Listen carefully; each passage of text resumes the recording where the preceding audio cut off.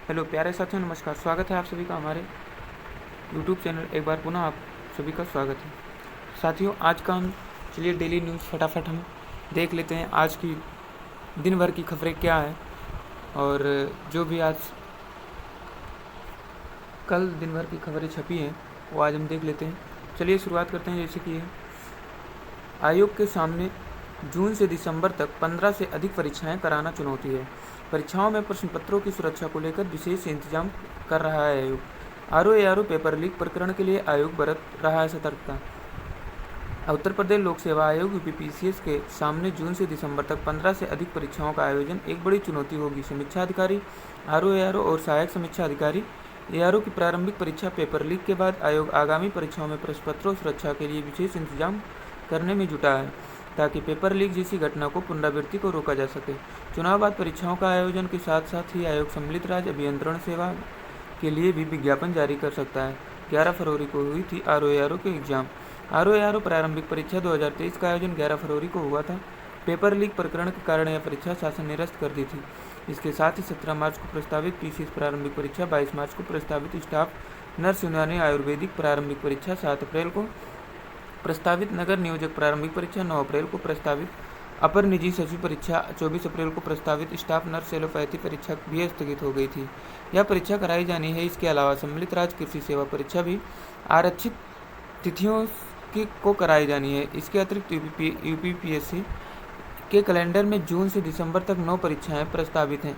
कई भर्तियों के लिए अधिसूचना मिलने के बाद विज्ञापन जारी होना है। ऐसे में आयोग के सामने 15 से अधिक परीक्षाओं का सफलतापूर्वक आयोजन कराना है और आयोग प्रश्न पत्रों में कई स्तरीय सुरक्षा को लेकर तैयारी में जुटा है। आयोग सूत्रों का कहना है कि चुनाव के बाद परीक्षाओं का आयोजन के साथ साथ लंबे समय में अटकी भर्तियों के लिए आवेदन प्रक्रिया शुरू करना है। ऐसे में अभी पूरा ध्यान प्रश्न पत्रों को अतिरिक्त सुरक्षा पर केंद्रित है। दूसरा आज का न्यूज है। दूसरा खबर है कि आरओ पेपर लीक में पुलिस ने तामील कराया वारंट भी। प्रयागराज पुलिस आरोपितों को पर कसा शिकंजा। उत्तर प्रदेश लोक सेवा आयोग यूपीपीएससी की समीक्षा अधिकारी, सहायक समीक्षा अधिकारी आरओ परीक्षा के पेपर लीक प्रयागराज पुलिस ने भी कार्यवाही तेज कर दी है। पुलिस ने मेरठ और कौशाम्बी जेल में बंद मास्टरमाइंड राजू नयन मिश्रा और उसके सहयोगियों को वारंट भी तामील करवाया है। अब सभी को कोर्ट में पेश करके रिमांड बनवाया जाएगा और ज़रूरत पड़ने पर पुलिस कस्टडी रिमांड पर लेकर पूछताछ की जाएगी। एग्जाम कैसे हो गया था रद्द। उत्तर प्रदेश लोक सेवा आयोग ने 11 फरवरी को आरओ की प्रारंभिक परीक्षा कराई थी। पेपर लीक का मामला सामने आने पर परीक्षा रद्द कर दी गई थी। इसके बाद आयोग के सचिव अशोक कुमार ने सिविल लाइंस थाने में सार्वजनिक परीक्षा अधिनियम आईटी एक्ट समेत अन्य धाराओं में रिपोर्ट दर्ज कराई थी। इस मामले की जांच कर रही थी स्पेशल टास्क फोर्स एसटीएफ की टीमों को पेपर लीक शामिल कर रहे गिरोह के सरगना मेजा के राजीव नयन मिश्रा समेत 12 अभियुक्तों को विभिन्न स्थानों से गिरफ्तार किया। पूछताछ के दौरान अभियुक्तों ने पेपर लीक की पूरी कहानी बताई, जिसके बाद उन्हें जेल भेजा गया। सिविल लाइंस पुलिस ने अपने मुकदमे में गिरफ्तारी के दौरान आरोपितों को बयान दर्ज किया और उनका नाम बढ़ाया।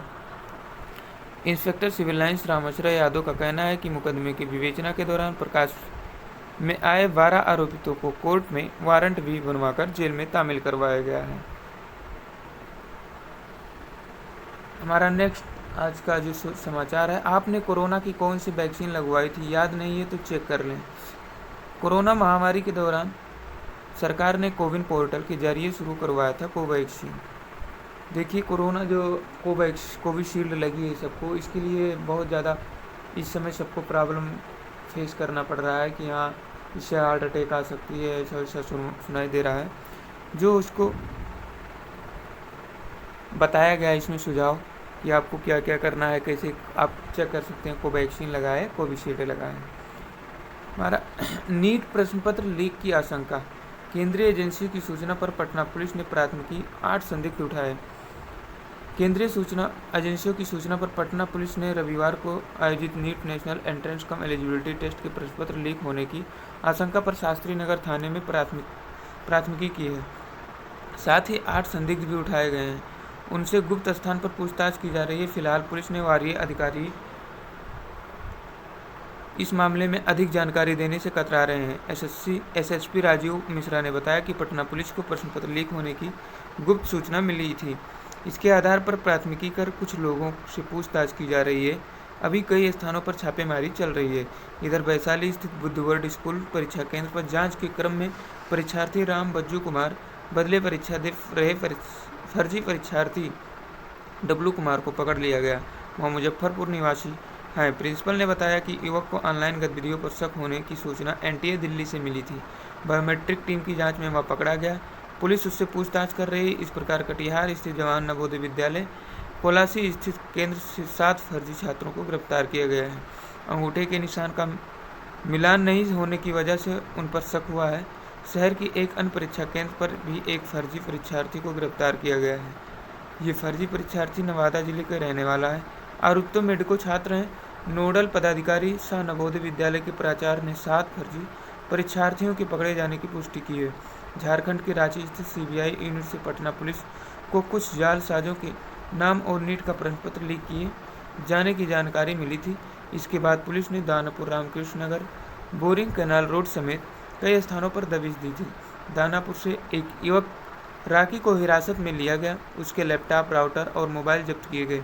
सूत्र बताते हैं कि मोबाइल में कई तरह के ऐप अपलोड थे, जिसके माध्यम से कुछ स्कैन कापी भी विभिन्न नंबरों पर भेजी गई थी। जिन नंबरों पर कापियाँ भेजी गई थी उन पर कॉल नहीं लग रहा था। इस बीच राकी के मोबाइल पर एक मैसेज प्राप्त हुआ, जिसके आधार पर पुलिस ने बोरिंग कैनाल रोड से 2 और रामकृष्ण नगर से 1 एवं अन्य 4 संदिग्ध को हिरासत में लिया गया। अगला न्यूज है एपीएस भर्ती परीक्षा की उत्तर कुंजी जारी नहीं करेगा लोक सेवा आयोग। सूचना के अधिकार के तहत मांगी गई जानकारी यूपीएससी ने स्पष्ट की स्थिति।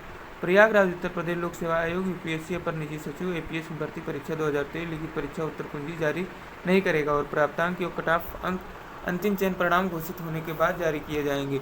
आयोग ने सूचना अधिकार के तहत पूछे गए एक सवाल में जवाब या जानकारी दी है। वहीं अभ्यर्थी दावा कर रहे हैं कि परीक्षा में कई गलत सवाल पूछे गए थे और अगर आयोग उत्तर कुंजी जारी कर देता है तो गलतियों के सामने आ जाएंगी।